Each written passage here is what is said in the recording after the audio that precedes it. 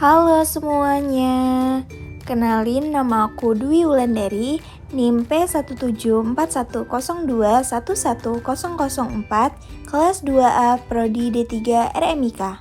Di sini aku mau bahas mengenai PTM, penyakit tidak menular.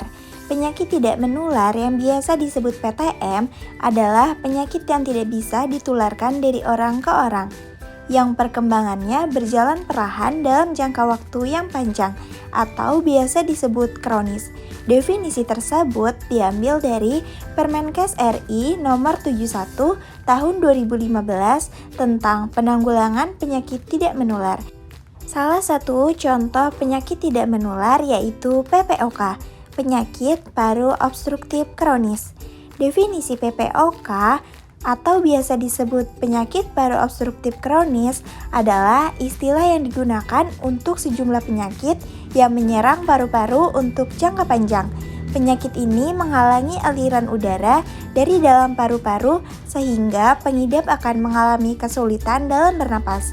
PPOK umumnya merupakan kombinasi dari dua penyakit pernapasan, yaitu bronkitis kronis dan emfisema. Selanjutnya, aku mau bahas mengenai faktor risiko PPOK.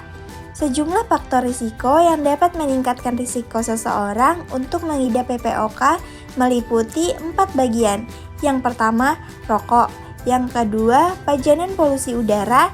Yang ketiga, usia. Dan yang keempat, faktor keturunan. Selanjutnya, aku mau bahas mengenai gejala PPOK. Yang pertama, batuk kronik dengan atau tanpa dahak yang tidak kunjung sembuh. Yang kedua, lemas, kehilangan kemampuan atau produktivitas. Yang ketiga, rasa berat di dada. Yang keempat, makin sering tersengal-sengal, bahkan saat melakukan aktivitas fisik yang ringan. Yang kelima, mengi atau sesak nafas disertai bunyi.